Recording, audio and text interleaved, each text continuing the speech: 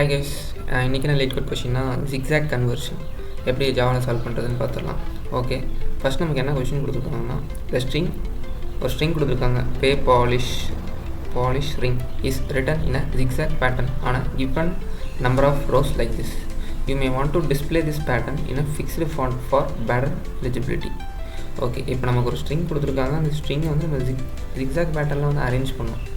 Arrange பண்ணதுக்கப்புறம் அந்த zigzag பேட்டர்ன்லேருந்து ஸ்ட்ரைட்டாக இப்போ இந்த ரோனா இந்த ரோவை வந்து ஃபுல்லாகவே நம்ம ஒரு ஸ்ட்ரிங்காக ரிட்டர்ன் பண்ணணும். அடுத்து இந்த ரோவை அடுத்து மூணாவது ரோ, இது மாதிரி 3 ரோவையுமே நம்ம வந்துட்டு ஜிக்ஸாக்காக இருக்கிறத அதே அப்பெண்ட் பண்ணி நம்ம ரிட்டர்ன் பண்ணணும். இங்கே பார்த்தீங்கன்னா இங்கே கரெக்டான ஸ்ட்ரிங்காக ரிட்டர்ன் பண்ணியிருக்காங்க. ஃபஸ்ட்டு PAHN ஃபஸ்ட் ரோ வந்து ரிட்டர்ன் பண்ணிட்டாங்க. ஓகேவா, அதுக்கப்புறம் APLSIIG அதுதான் அடுத்து இருக்குது. அடுத்து YIR பார்த்தீங்களா. இப்போது எக்ஸாக்ட்லி இதை டிஃபைன் பண்ணிவிட்டு அதுக்கப்புறமா அதை ஸ்ட்ரைட்டாக வந்து அப்பெண்ட் பண்ணியிருக்காங்க. இது மாதிரி தான் நம்ம இப்போ வந்து ரிட்டர்ன் பண்ணணும். இது நம்ம எப்படி அவுட்புட் கொண்டுட்டு வரலாம். ஃபஸ்ட்டு இங்கே என்ன, write the code that will take a string and make this conversion given a number of rows. Okay, first input என்ன கொடுத்துருக்காங்கன்னா அதே மாதிரி pay polish string ஒன்று இருக்குது, ஒரு ஸ்ட்ரிங் இருக்குது. நம்பர் ஆஃப் ரோஸ்னால் 3.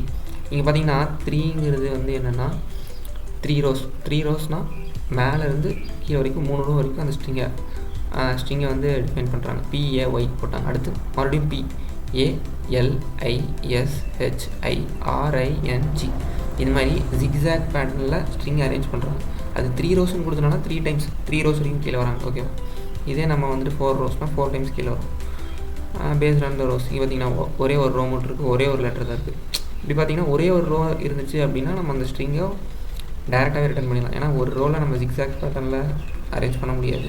அதனால் ஒரு ரோ அப்படின்னா அந்த ஸ்ட்ரிங்கை நம்ம அப்படியே ரிட்டர்ன் பண்ணிடலாம். ஓகே, இப்போது இந்த இதுக்கு நம்ம எப்படி வந்து லாஜிக் கண்டுபிடிக்கலான்னு பார்த்துடலாம். ஃபஸ்ட்டு வந்துட்டு நான் கோட் போடுறப்பவே அந்த லாஜிக் நான் எப்படின்னு சொல்கிறேன், எப்படி சால்வ் பண்ணுறதுன்னு.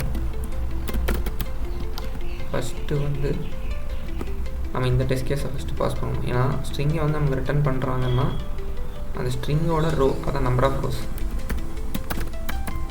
வந்து ஈக்குவல் டு 1. அதாவது சிங்கிள் லைன் அப்படி இருந்துச்சு அப்படின்னா நம்ம என்ன ரிட்டர்ன் பண்ணுறோம், return the same string as அப்படியே ரிட்டர்ன் பண்ணிடுறோம். ஓகேவா, ஓகே, நெக்ஸ்ட் என்ன பண்ணுறோம், இப்போ வந்து நம்ம கான்செப்ட் பண்ணுறோம். ஒரு வேளை 2 3 ரோஸ் 4 ரோஸ் அந்த மாதிரி இருந்துச்சுன்னா என்ன பண்ணுறது. ஃபஸ்ட்டு நம்ம ஸ்ட்ரிங் பில்டரை டிஃபைன் பண்ணிக்கலாம். ஏன்னா ஸ்ட்ரிங்கை வந்துட்டு நம்ம ஸ்ட்ரிங் வந்து இம்யூட்டபிள், அதை மியூட்டபிளாக மாற்றணும். அதுக்காக ஸ்ட்ரிங் பில்டர் நம்ம யூஸ் பண்ணுறோம். ஓகேவா,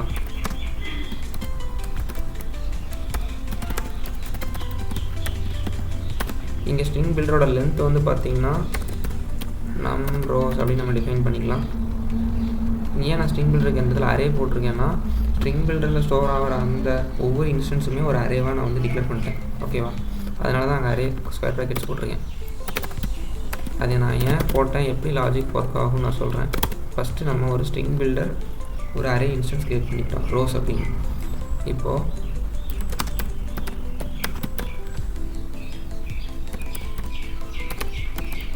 நம் ரோஸுங்கிறது அதோட லென்த்து. இப்போ வந்து 3 லென்த்துனா 3 டைம்ஸ் கீழே வரும், மறுபடியும் 3 டைம்ஸ் மேலே போகும். அந்த மாதிரி அதுதான் நம்ஸ் ரோ. ஓகேவா, அதான் வந்து நான் ஃபார் லூப்போட கண்டிஷனில் இங்கே டிக்ளேர் பண்ணியிருக்கேன். ஓகே, இப்போது rows of I equal to new string builder அப்படின்னு நான் டிஃபைன் பண்ணிக்கிறேன். ஏன் நான் இன்றைக்கி டிஃபைன் பண்ணுறேன்னா ஒவ்வொரு டைம் எனக்கு ரோ ஆஃப் ஐயை பார்க்குறப்போவும் அந்த ஒரு இன்ஸ்டன்ஸுமே ஒரு தனி ஸ்ட்ரிங் பில்டர். ஓகேவா, அதனால தான் இங்கே நியூ ஸ்ட்ரிங் பில்டர்னாவே அது ஒரு கீவேர்டு, அங்கே ஒரு இன்ஸ்டன்ஸ் க்ரியேட் ஆகிடும். இப்போ rose of Aina row of 0ங்கிறது ஒரு இன்ஸ்டன்ஸ், அடுத்து ரோ ஆஃப் 1 வரும், அது ஒரு இன்ஸ்டன்ஸ், அடுத்து ரோ ஆஃப் 2ன்னு வரும், அது ஒரு இன்ஸ்டன்ஸ். இப்போ 4 ரோனா 3 வரைக்கும், 3 ரோனா 2 வரைக்கும். ஓகேவா, அது மாதிரி நமக்கு ரோஸ் க்ரியேட் ஆகிடும். க்ரியேட் ஆனதுக்கப்புறம் என்ன பண்ணுறோம்னா நம்ம அதெல்லாமே ஃபஸ்ட்டு நம்ம அந்த ஆர்டரில் வந்து இந்த லெட்டர்ஸை அரேஞ்ச் பண்ணணும். இனிஷியலாக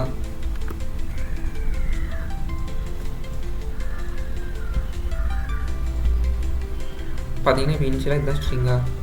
இப்போ இந்த ஸ்ட்ரிங்கு இப்போ 3 rows அப்படின்ட்டாங்க. இப்போ 3 rowsனால் PAY நெக்ஸ்ட்டு PAL.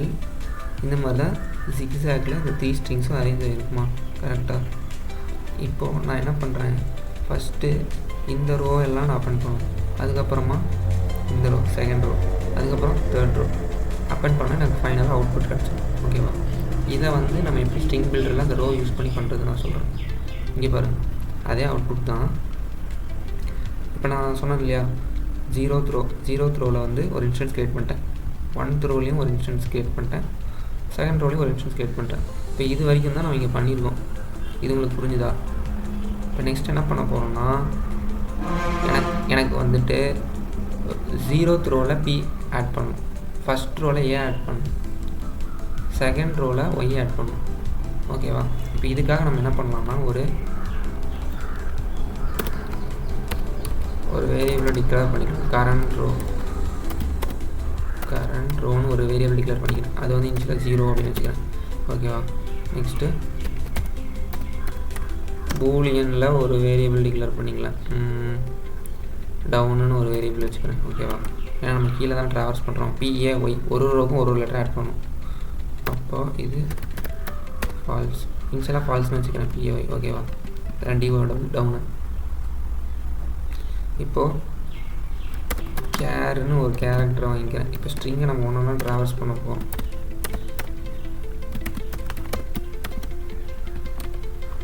இப்போது ஃபஸ்ட்டு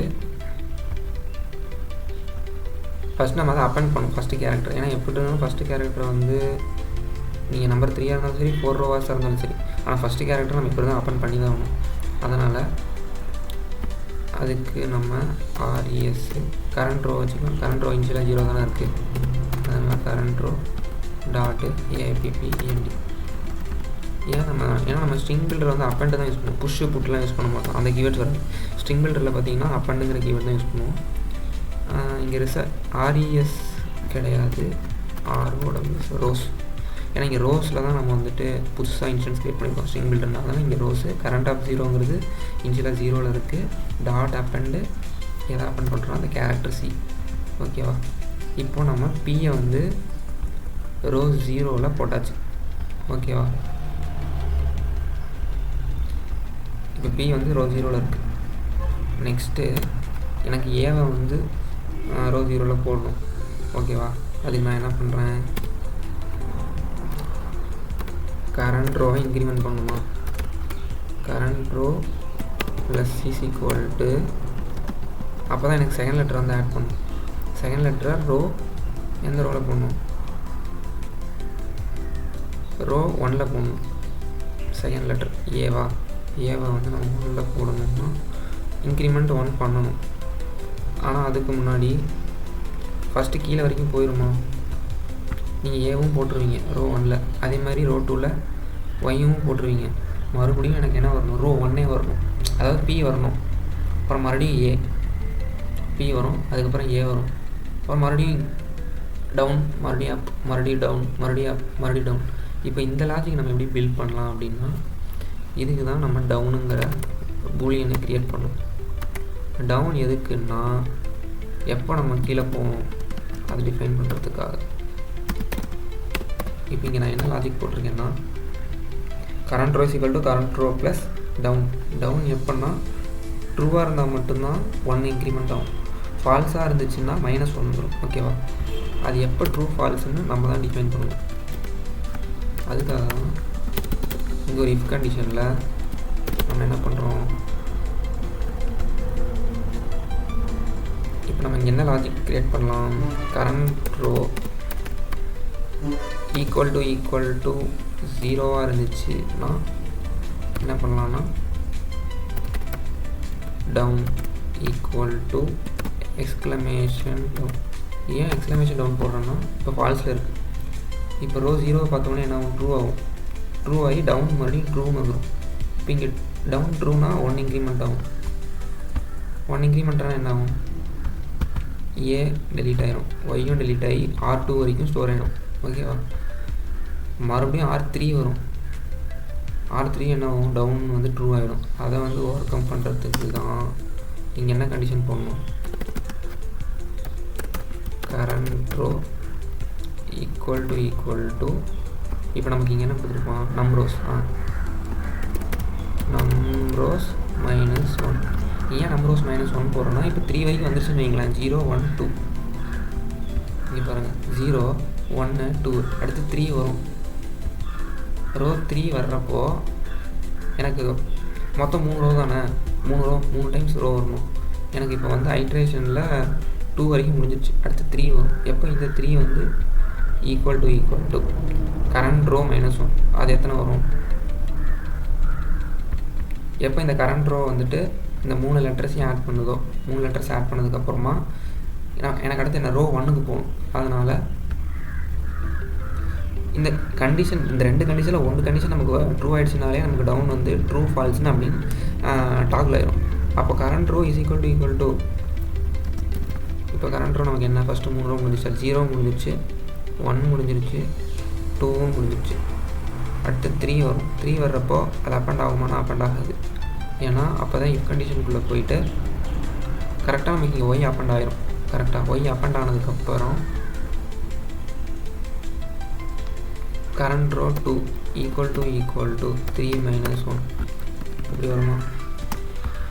இப்போ என்ன 2 ஈக்குவல் டு 2 அப்போ என்ன உள்ளே போயிட்டு ட்ரூவில் இருக்கும். ட்ரூவில் இருக்கிற டவுன் வந்து இங்கே ஃபால்ஸ் ஆகும். ஓகேவா, உங்களுக்கு இந்த இடம் புரியுதுன்னு நினைக்கிறேன். ட்ரூங்கிறது இங்கே ஃபால்ஸ் ஆகி டவுன் ஃபால்ஸ் ஆகும். அப்போ டவுன் ஃபால்ஸ் ஆனால் இங்கே -1 ஆயிரும். அப்புறம் -1 தான் அடுத்து ரிப்பீட் ஆகிட்டே இருக்கும் கரண்ட் அப்பண்டில். அடுத்து பி கரண்ட் ரோ -1னா பி வந்துடும். அடுத்து 0th ரோ வரும், ஏ வரும், இப்படி மேலே போயிடும். இப்போ ரோ வந்து 0 ஆகிடுச்சா, இப்போ மேலே வரைக்கும் வந்தாச்சு, ரோ 0 ஆகிடுச்சு. அப்போ மறுபடியும் என்ன ஆகும், டவுன் வந்து ட்ரூ ஆகி மறுபடியும் கீழே வரும், எல் ஐ 2 அப்பண்ட் பண்ணும். அதுக்கப்புறம் டவுன் ஃபால்ஸ் ஆகிடும். ஃபால்ஸ் ஆனதுக்கப்புறம் இது 2 அப்பண்ட் ஆகும். இதே மாதிரி எல்லா ஸ்ட்ரிங்கும் நமக்கு வந்து எதில் ஸ்டோர் ஆகிடும், ரோஸில் ஸ்டோர் ஆகிடும். இப்போ எல்லா ஸ்ட்ரிங்குமே நம்ம இந்த மாதிரி இந்த ஆர்டரில் ஜிக்ஸாக் பேட்டர்ன்லாம் என்டர் பண்ணிட்டோம். இப்போ நீங்கள் ரோ 0 பாருங்கள், ரோ 0ல் PAHN, ரோ 1 பாருங்கள் APLSIIG, ரோ 2 பாருங்கள் YIR. இப்போ இதை ஜஸ்ட் இந்த எல்லா ரோஸையும் நம்ம அப்பண்ட் பண்ணாலே நமக்கு வந்து என்ன வரும், ரிசல்டன்ட் ஸ்ட்ரிங்கு கிடச்சிரும். இப்போ ஜஸ்ட்டு நம்ம இதை அப்பண்ட் பண்ணவே போதும். இது எப்படி அப்பண்ட் பண்ணலாம்னா உங்களுக்கு இந்த லாஜிக் எல்லாமே புரிஞ்சிருக்குன்னு நினைக்கிறேன். இதெல்லாமே ஈஸி தான். ஜஸ்ட்டு அந்த இடத்துல நீங்கள் லாஜிக் ட்ராவல்ஸ் பண்ணி பார்த்தீங்கன்னாவே உங்களுக்கு ஆன்சர் கிடச்சிடும். இப்போது நான் அந்த எல்லாத்தையுமே இன்னொரு ஸ்ட்ரிங் பில்டர் RESன்னு ஒரு ஸ்ட்ரிங் பில்டர் க்ரியேட் பண்ணுறேன். ஓகேவா, க்ரியேட் பண்ணி அதில் இந்த எல்லா ரோஸையும் அப்பண்ட் பண்ணி அதில் நான் வச்சுக்கிறேன். அதுக்கு என்ன பண்ணலாம்னா ஸ்ட்ரிங்குன்னு வச்சு சீன்னு வச்சுக்கலாம். இப்போ மேலே எல்லாமே ரோஸில் தானே இருக்குது, ஏன்னா ரோஸில் தான் நம்ம இன்ஸ்டன்ஸ் க்ரியேட் பண்ணிப்போம் எல்லா ஸ்ட்ரிங் பில்டரும். ஓகேவா, அதனால் ரோஸ் ஆஃப் சி அப்படின்னு போட்டு அப்பண்ட் தான் நம்ம யூஸ் பண்ணுவோம் ஸ்ட்ரிங் பில்டரில். அப்பண்டு சீன்னு போட்டால் நமக்கு எல்லாமே அப்பண்ட் ஆகிடும். ரிட்டர்ன் பண்ணுறப்போ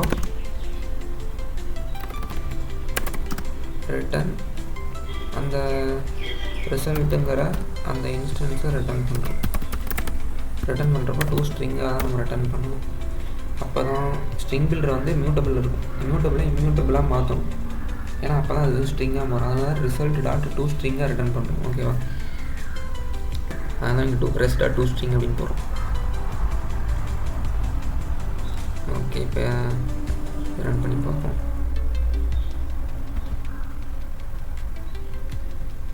நமக்கு ஒரு எரர் வருது. என்ன error, string builder rows string builder. Okay, string builder B caps போடலையாட்டுருக்கு. இந்த மாதிரி சில்லி மிஸ்டேக்ஸ் தான் எப்பயுமே நடக்குது. ஸ்ட்ரிங் பில்டர் ஓகே, இங்கே கரெக்டாக இருக்குது. ஓகே, இப்போ ரன் பண்ணி பார்க்கலாம்.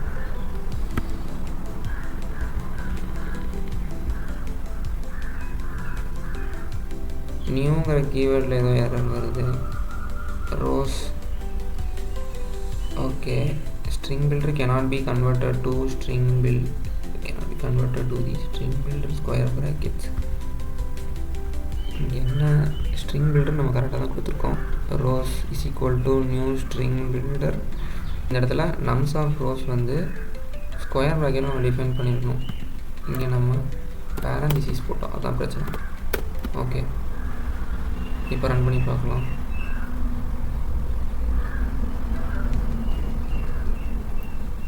For strings equivalent rows வருது. String builder cannot be converted to string. Okay, என்ன பிரச்சனைன்னு பார்த்தீங்கன்னா நம்ம அந்த ஸ்ட்ரிங் பில்டர்னு சொல்லியிருக்கோம், நம்ம இங்கே ஸ்ட்ரிங் யூஸ் பண்ணிடுவோம், அதுதான் தப்பு. இங்கே நம்ம ஸ்ட்ரிங் பில்டரில் தான் ஸ்டோர் பண்ணணும். ஓகே, இப்போ ரன் பண்ணி பார்க்கலாம். ஓகே, நமக்கு எல்லா டெஸ்ட் கேஸும் பாஸ் ஆகிடுச்சு. ரன் டைம் டெஸ்ட் கேஸும் செக் பண்ணிடுவோம். ஓகே, நமக்கு எல்லா டெஸ்ட் கேஸும் பாஸ் ஆகிடுச்சு. மொத்தம் எங்கப்பா 1157 டெஸ்ட் கேஸ். ஓகே, எல்லாமே பாஸ் பண்ணிட்டோம். ஓகே கைஸ், இந்த லாஜிக் உங்களுக்கு புரிஞ்சிருக்கும்னு நினைக்கிறேன். இதே மாதிரி நெக்ஸ்ட் ஒரு இன்ட்ரெஸ்டிங்கான வீடியோவில் பார்க்கலாம். பாய்.